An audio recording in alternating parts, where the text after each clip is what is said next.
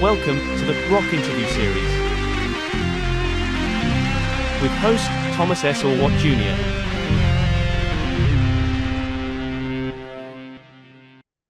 Welcome to episode number 101 of the Rock Interview Series.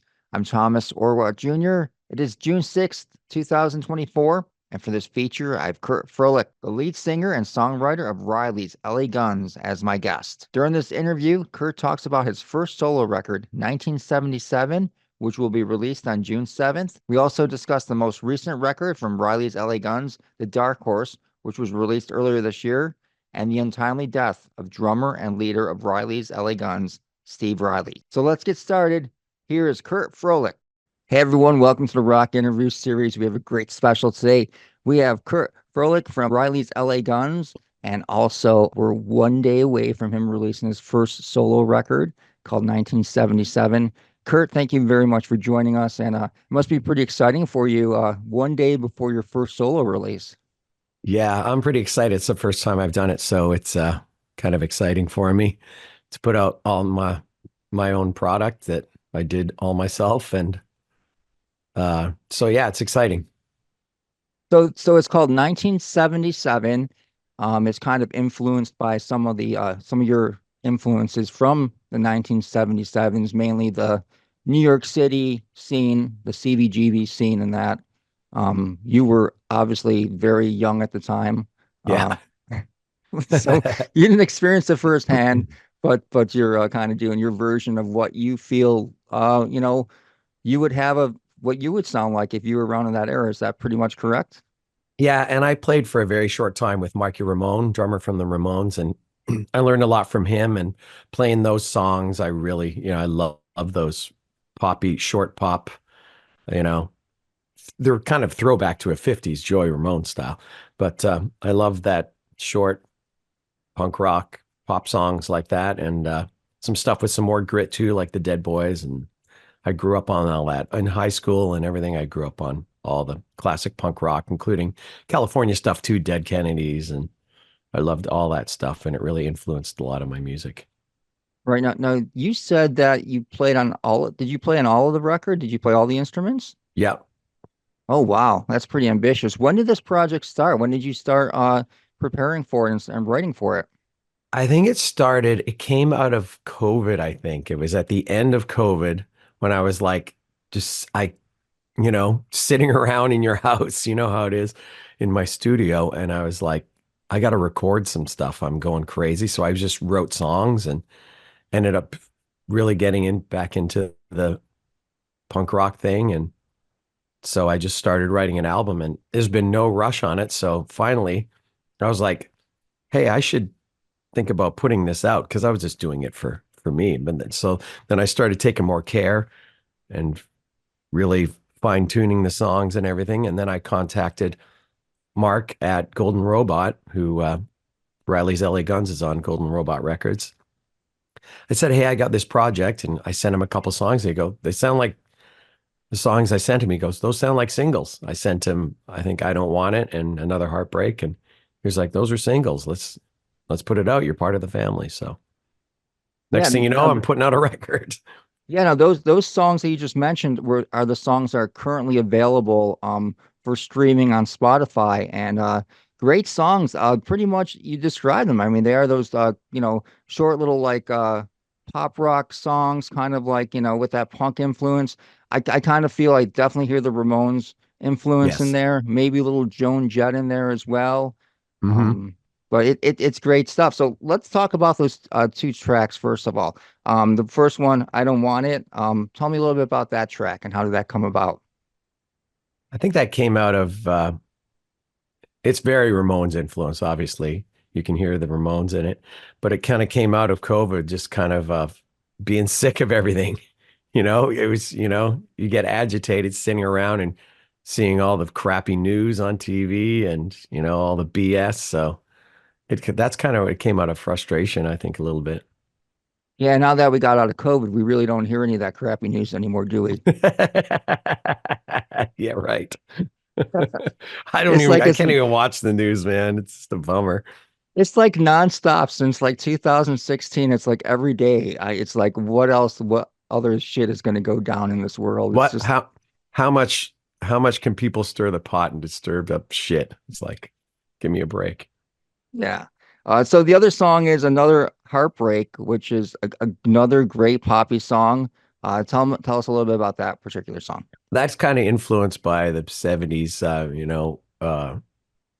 again, one of my influences, Joey Ramone, he had those melancholy love songs, you know.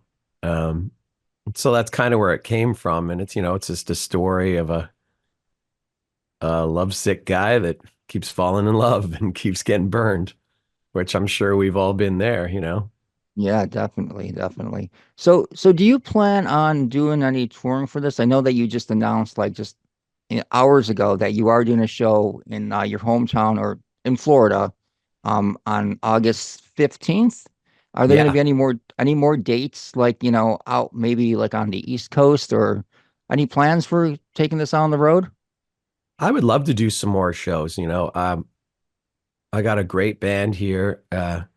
So I think it's just now a matter of getting the songs, into us and into our bones and playing them and rehearsing them. And that's being a full-time musician, having the time to rehearse and to get new material worked up. That's a chore as it is I'm playing 6 days a week. I'm gigging 6 days a week. So you don't really want to rehearse on your day off, you know? So yeah, once we get it up and rolling, I'd love to go out and just do some 45-minute rock shows, opening for whoever or headline. This one, where the August 15th date at the Conduit in Winter Park here in Orlando area. It's just a little rock and roll club. And we got some great bands opening. We got Sick Dogs, who are like a street punk rock band, playing with us. They're playing with Ace Frehley coming up too at the Hard Rock, I saw. And Van Gogh from Michigan playing with us. And Scotty Griffin's going to come and sit in on, maybe we'll do a couple Riley's tunes that Scott and I wrote with Nice. uh, Yeah, with the rest of the guys. say I definitely want to go back and talk a little bit about Riley's LA Guns. Hmm. But I want to talk about the artwork for this record. I think it's a great cover, and Kelly Nichols from Yeah. LA Guns designed it, right? Yes, he did the front cover and the back cover that's going to be coming out. And the front cover, the one with my face on it in the 1977, he did all that, and he knocked it out of the park. And even the back cover, which I used for I use it somewhere. It's me holding up my Les Paul. He did that also. So yeah, he's super talented. So shout out to Kelly for always coming up with cool artwork, man. He does all the Riley's LA Gun stuff too. So you ever need artwork, man, he's the guy. He's got his finger on cool, that's for sure. Yeah, like I said, I really love the graphics, the album artwork. Are there going to be like any merch available, like t-shirts or anything like that? Yeah, I have if you go to my website, kurtfrohlich.net, you can get solo t-shirts. And I have solo t-shirts. What else do I have? There's a link there for a third-party store, and it has the 1977 shirts on there. So yeah, kurtfrohlich.net. That's awesome. And are there going to be is Golden Robot Records going to be releasing vinyl on this also? I'm not sure about vinyl yet, but CDs will be available. They're not available on for the digital release, but everything's been sent out, and we're just waiting for CDs. So hopefully, I hope to have them by the show, August 15th. That's our goal. Yeah, that'd be pretty cool. So it's definitely still going to be available tomorrow, correct? Digitally, Yep. listen to. Digitally. Yep. It's all set for tomorrow. I'm excited for you guys to hear it.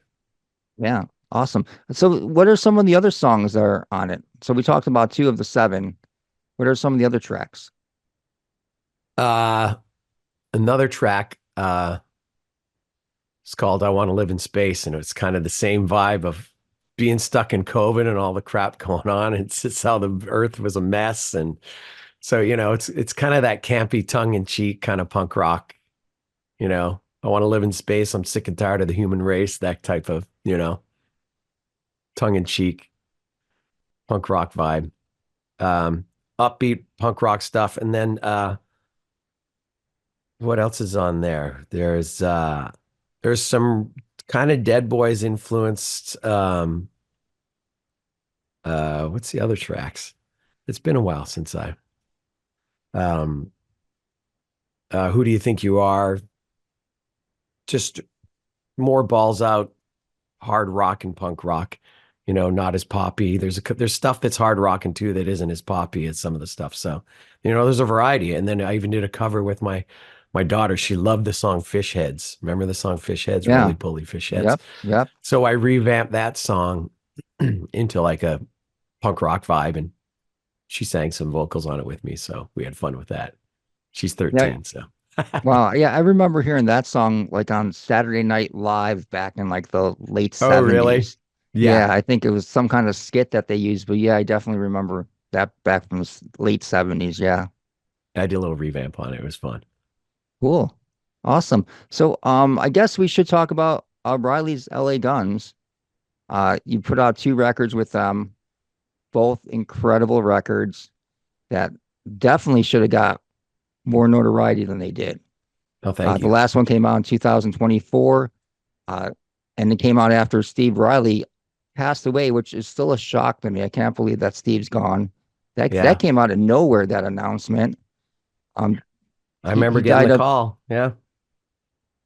Did you? I mean, were you at all concerned about his health prior to that? I mean, was there talk about him not doing well, or?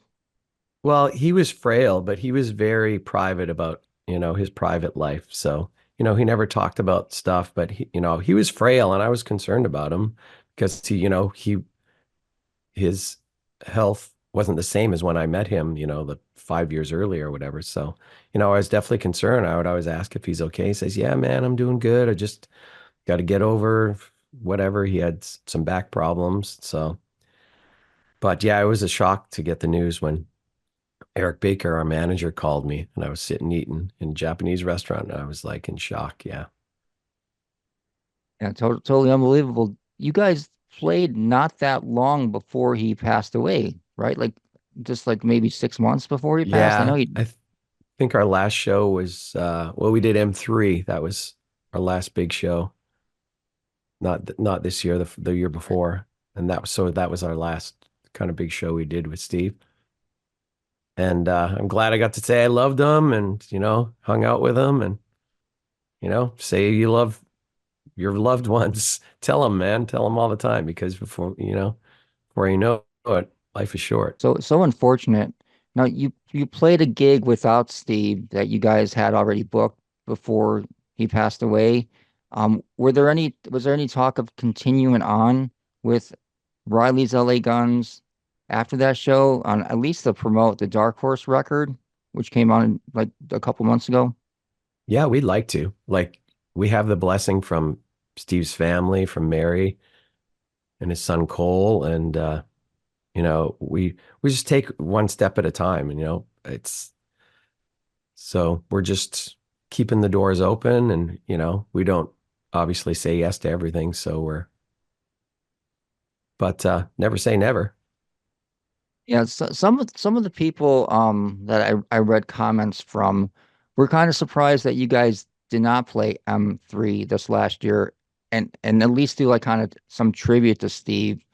Was there any talk about doing that? Because you guys have played M3 for like several years.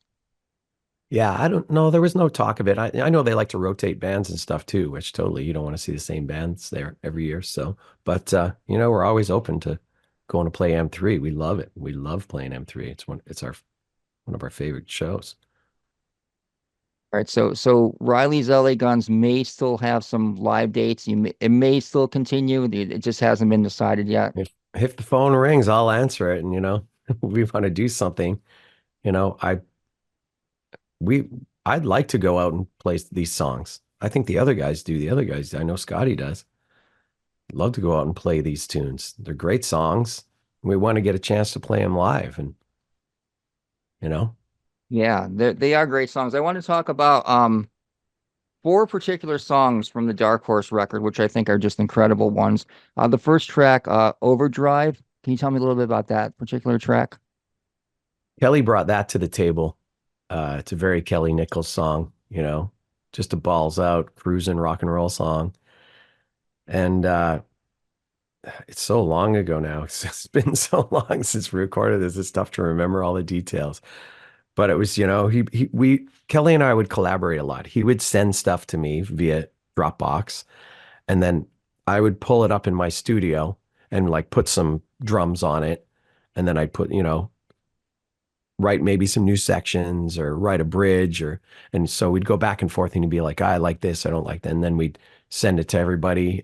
And then everyone, when we were in the studio, we would really get into it and go, let's change this, let's change that. So it was all the stuff, all the songs, including Overdrive. That's kind of how they were done.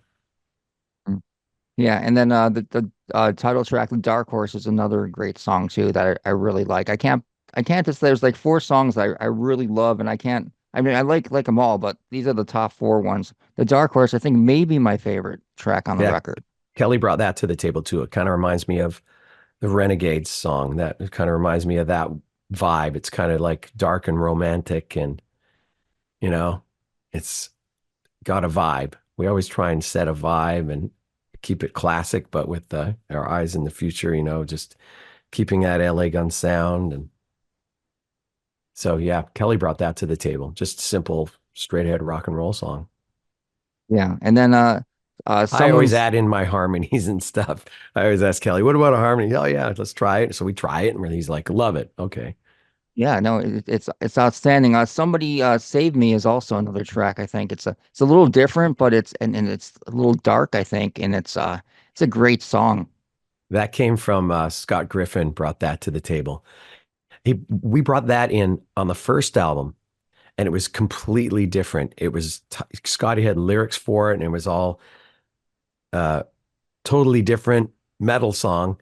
And then we revamped it. I wrote all new lyrics for it, came up with the "Somebody Save Me" concept with it, and then we cut it for the second album. We recorded it, and yeah, I think we've been playing that. We were playing that live too. I think it's a really good slow rocker. Yeah, and the one that I feel is like the most different out of all of them is called "While I'm Away." Yeah, that was one of my songs I've had for quite a while. Just a Stones. Yeah, Steve really wanted to do that. So he says, we got to record while I'm away. We got to do it. And I go, what if we speed up? He goes, no, keep it to how it is. I want it swampy, like that swampy blues Stones kind of thing. And so we recorded that. It's just kind of like a 12 bar blues song, but I've had that song for a long time. And so when we finish it, I go, it needs like some honky tonk piano in it. And so yeah, we got Dizzy Reed to play piano on it, and it turned out great. We asked him because Scotty played with him, the guys know him. So it's the first time kind of like an LA Guns N' Roses collaboration that I know of has happened in the last many years. So we sent the track to him and he said, yeah, absolutely. He cut some piano on it and we rest is history. yeah. I feel like with your first two records, I mean, there's enough material, enough great songs on there that if you guys do play again live, you could almost have most of the set be your material, Yeah, and we maybe could. just do a couple, of the LA Guns classics. But I really like the two records. I mean, Renegades. I was like saying that was the record of the year when that came out. Oh, I mean, thank I you. absolutely love that record, especially the song "Wood." I thought should have been a huge single. I thought that was such a great song. Oh, thank you. Yeah, it's songs like that were like a slow ballad. It's definitely a mixed people like I've had people come to me. I've had people send me recordings and then playing it, and people love it, or they're like, that's too soft for LA Guns. I shouldn't be on the record. But Ballad of Jane is their Exactly right. biggest grossing song. So I mean that's what they kind of used to do back in like, the 80s. They used to always have that one ballad yeah, that would usually be saved for like the third single release from the record. right. and that would be the thing that would make or break that record, take it to like the next level, or it would just like die a horrible death. If you look at a lot of those bands from the 80s, a lot of those bands, their biggest songs, including like Kiss, Beth was one of their biggest songs. You don't think of it, but Beth was huge for Kiss. And it really threw them into the stratosphere from, among other things. But, look at Ballad of Jane, look at Heaven by Warrant, you look at all these Love Song, Tesla, like that's a lot of their biggest songs. Yeah, and back with Kiss, the record that I have behind me is a Hot in the Shade, which had the song Forever on it, Hmm. which was another one of their best charting songs, if not their highest charting song ever.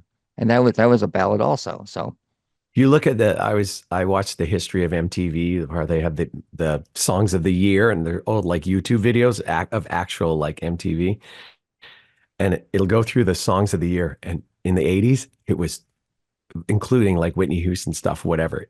It was a lot of ballads. A lot of ballads were hits in the 80s, not just yeah, rock and roll bands. Sweet Summer Girl is a song I brought to the table. It's a little more, I guess it's a little more rockin', but it's definitely a power ballad. I've wrote a lot of ballads in with the bands I've been in. Sometimes I'm like, okay, enough ballads. Enough. It's like slow. I used to yeah. play with Les Warner from the Cult, and he would call me a balladeer because I'm like, okay, I'll stop writing ballads. When you recorded the last Riley's LA Guns record, did you like have a lot of extra songs that did not make it to the record? Hmm.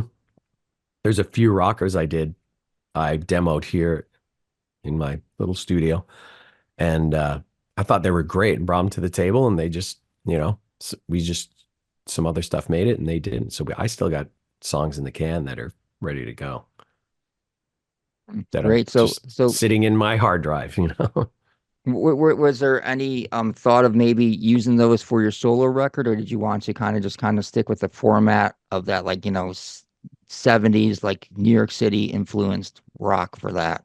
Yeah, they didn't fit the kind of vibe that 1977 has kind of. I wanted it to be a vibe, that 1970s New York's type vibe. So these songs were more, 80s kind of rocker stuff. So All right, very stylistically different. cool. Well, I really hope that you hit the road and either with Riley's LA Guns or with yourself solo, and we can see you soon. I did interview you 3 years ago, and one of the things I really regret not asking you was how did you end up coming from Edmonton to Florida? What led to that for you? Go Oilers. This cup Yeah, I starts know. soon. Just yeah. Oh man. Yeah, my family was big in the Edmonton Oilers establishment. So I'm a huge hockey guy too, by the way. But yeah, I was in Edmonton and I had a band called The Loving Dead, and we tried to get signed, just like, we were young, in our early 20s and out there playing the clubs and banging away at it, trying to get a deal. And then we had a management company move us to Las Vegas. And so we started playing down there. We started to get a lot of the last show we did in Canada, we opened for Motley Crue on their greatest hits tour in the Vancouver hockey rink, the arena. That was the last show we did. And then a band got kicked off and we got called again. The Scorpions kicked one of the band warm-up acts off. And so they called us again. They said, "Can you guys come do another show?" And we were like, it was impossible. But so that's the last, we started building up. And then we moved to Vegas and had to start all over again. And we did that for a while and then changed the name to the Underground Rebels.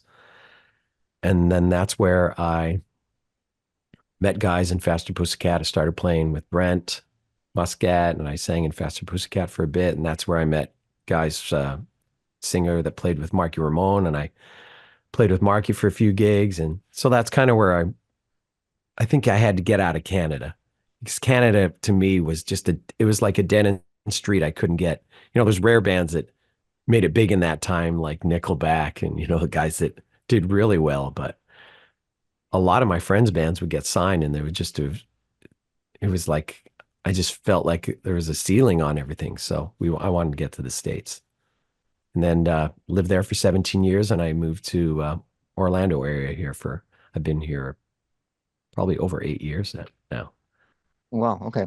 So you said earlier, during this interview that, you're active musician, you play 6 days a week. Tell our viewers where you're playing those 6 days. What are you doing? I have a British rock band called the Hooligans, and it's with Matt, the drummer, Matt Bloodwell. He sat in for Steve at our Mohegan Sun arena show. He's a drummer, amazing singer, and Paul Smith is a guitar player. He used to play with Seven Mary Three, and Scott Griffin is playing bass with us. He moved out from Vegas. He came and auditioned because we need a new bass player, and he came on audition. So he's playing bass, and we actively were playing around the area, and Disney offered us a house gig playing British rock in Epcot It's 5 days pretty a sweet. week. And we Wow. were like, okay, can we do this, that? And they go, just do what you do. So we're in there playing T-Rex, Bowie, Ozzy, Black Sabbath. Like we're playing Black Sabbath at Disney. That's pretty crazy, you know? Like even people that are there are like, wow, we just play stuff that we love. And, obviously you can't play some stuff. You can't play like some Sex Pistols stuff or something, which we'd love to, but we do outside Disney. But yeah, so we've been doing that. And then it's all staffed. Our talent wrangler, our management who staffs it all. So we have all subs. So if we have gigs doing whatever else, we just have the freedom to do whatever we want. Fly out gigs, Riley's LA Guns gigs. So I just keep busy with a bunch of different projects. So it's great. That must be pretty cool. But what's the audience like? I would imagine like every day you're like a different audience of like a lot of people just drained from like walking around the amusement park all day long and probably really appreciate just sitting down, first of all, but then hearing great music. I mean, that must be a pretty cool vibe. Yeah. And there's a British pub right next to it. So people grab a Nice. pint of beer and they're just like, how refreshing, because some parents aren't into doing the Disney thing all day. So you get to take a break and listen to some Led Zeppelin. Great. It's a great concept. Yeah. So Yeah. you're very fortunate you got that. I'm sure there's a lot of musicians that would like die for that gig. Yeah. Man, it's people say you play at Disney. And it's like, yeah, it's not what you think. We're out there playing a rock show. And it's great for a full-time musician. Like it's an easy gig. You show up, you plug in, you play, and you go home. So it's a great day job. Yeah. And we Yeah. What? bump into a lot of musicians that come by that walk up and say, "Oh, hey, we just met the singer for Mick Mars's band. I can't Oh, remember okay. his name. Cool. Yeah, yeah, Jacob. Yeah. yeah, Jacob, yeah, great guy. So you get guys coming up and you chat with guys and then see who they play with. So it's cool. You meet a lot of people. Yeah, that's awesome. I also I want to mention that I, in your bio you said that you did a one-off with the Goo Goo Dolls. I'm very curious as to what exactly that was. Okay, that's a story. Yeah. I answered an audition. This was years ago before social media a lot was super popular. And I got an email from like a production company in Las Vegas saying, holding auditions. Here's an invite to audition for this well-known band who has, they're on a big label, blah, blah, blah. And it was a big secret who they were. So I showed up and auditioned and there was cameras everywhere and I had to sign waivers.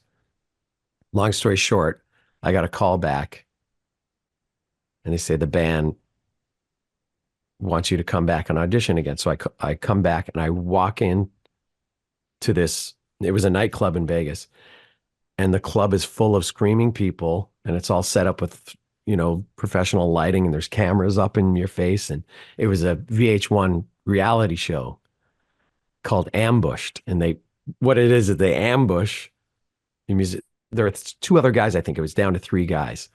And I walk in and there's a Goo Goo Doll sitting at a table in front of the stage. And they're like, okay, go play. I played slide and I think I did like Alice in Chains or something, just me and a guitar. So I had to play slide and sing it in front of the Goo Goo Dolls. And then long story short, at the end of the show, they have to pick somebody at their live show in the Mandalay Bay. And then they pick me and there's cameras on you for like 3 days. And then I got up and played Slide with the Goo Goo Dolls. So that's what's that story. Well, the bummer about it is I was like, they film you for like one of those reality things, like brushing your teeth, getting out of bed, like follow your life backstory on you and everything. And it's like, you get to play Song with the Goo Goo Dolls. I'm like, I thought I was auditioning to be the rhythm guitar player for the Goo Goo Dolls. Like that would have been great, Yeah. 20 some years old.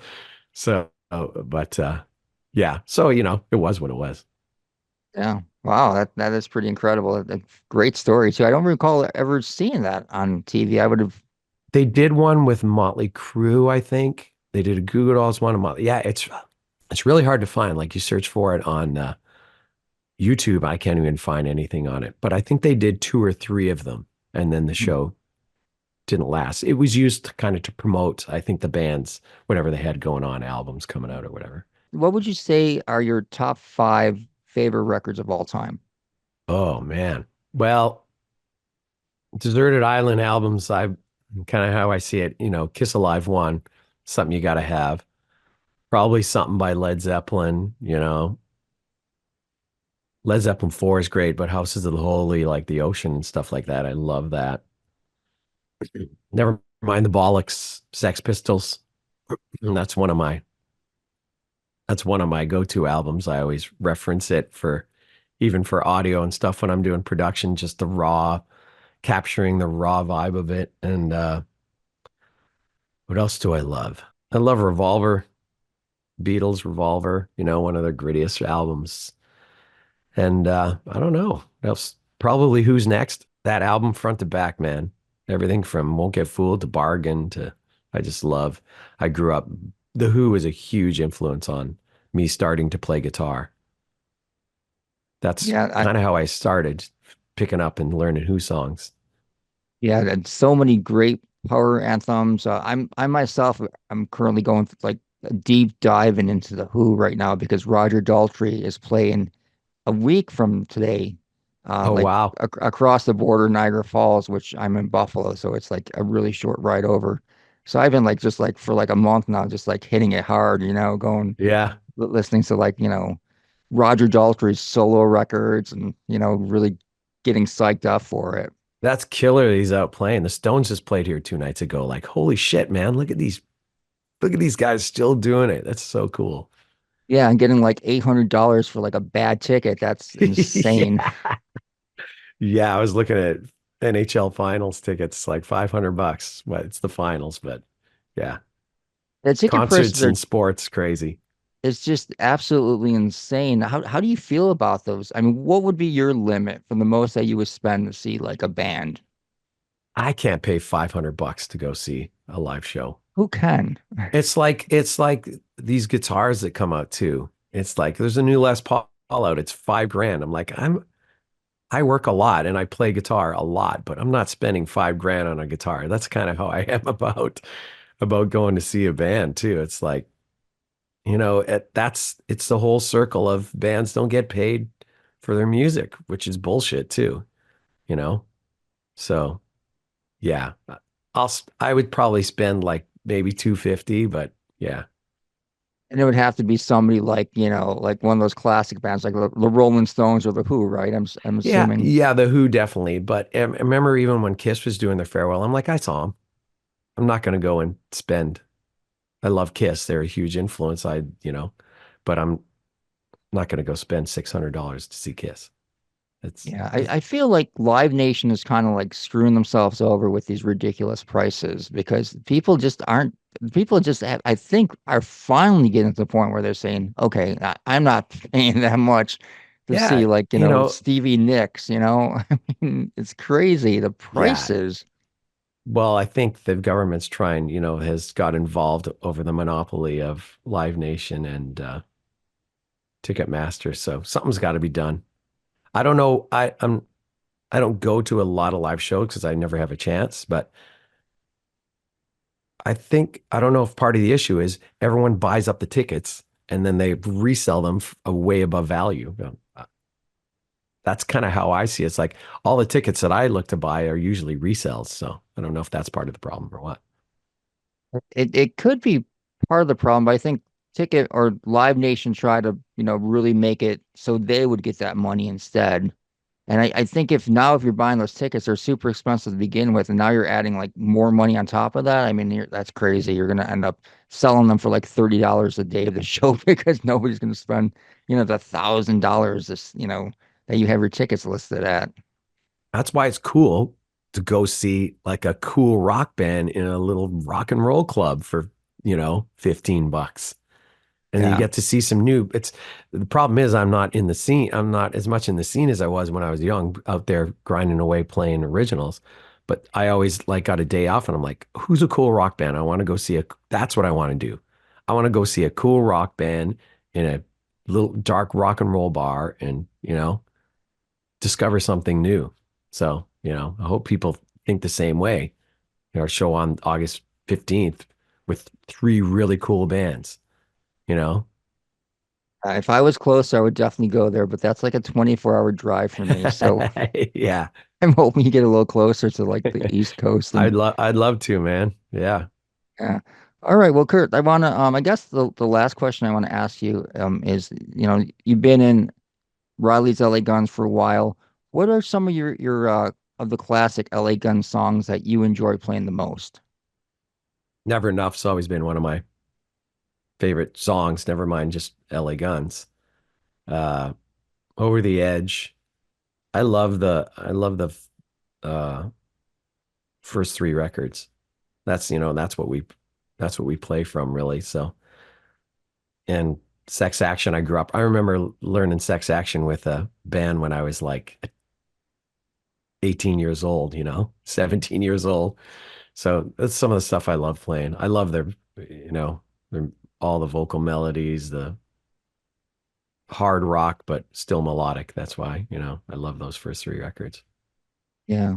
I guess the real last question I have for you is did it bother you at all that, once it was announced that, Steve Riley was going to continue with LA Guns and there was kind of like a little bit of a backlash from some of the like, die hard, Tracy Gunn, Phil Lewis fans.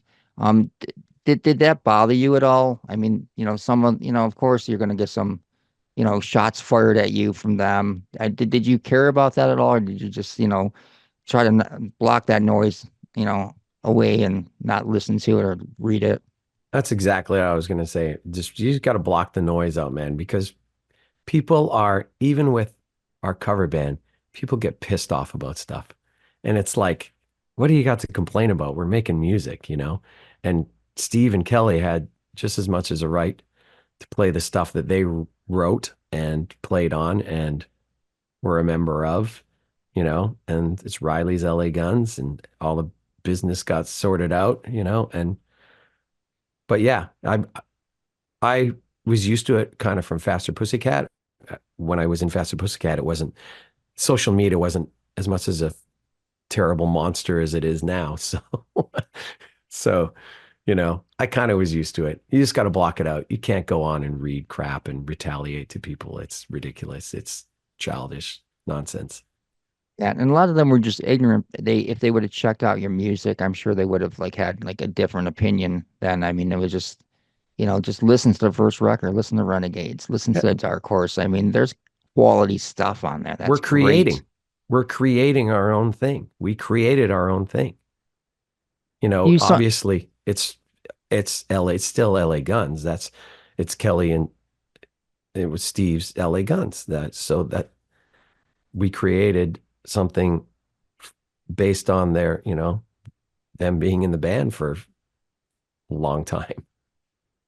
do you feel that maybe if you named it something else, it would have been even more popular?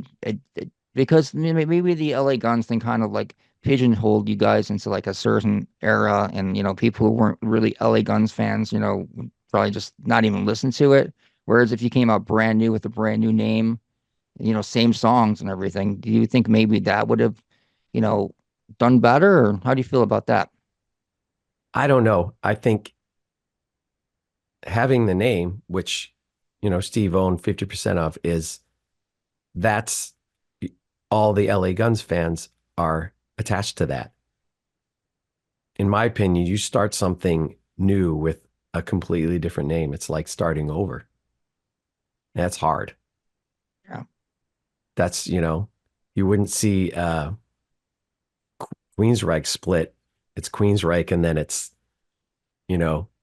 something different. If you name it something totally, you always got to have the name of the band there somewhere for booking, for whatever, to get butts and seats, Well, I get it. I was just wondering, what your opinion was on that. Yeah. All right. Well, anyways, Kurt, I want to thank you for your time, and it was nice chatting with you. Yeah, And you best too, of man. luck. Great to see you. Yeah, best of luck. And like I said, I hope the solo record does really well for you. From what I've heard, is outstanding. So best of luck to you. Uh, good luck, and hopefully we'll see Riley's LA Guns down the road. Or any chance that you're going to change it to like Nichols LA Guns or anything like that? Or I don't know. I just pick up the guitar and sing. I don't have decisions on that stuff. I just kind of. well, again, Kurt, thanks very much. Have yourself a great day, and best of luck to you, man. Thanks, man. All right, we'll see you. Bye.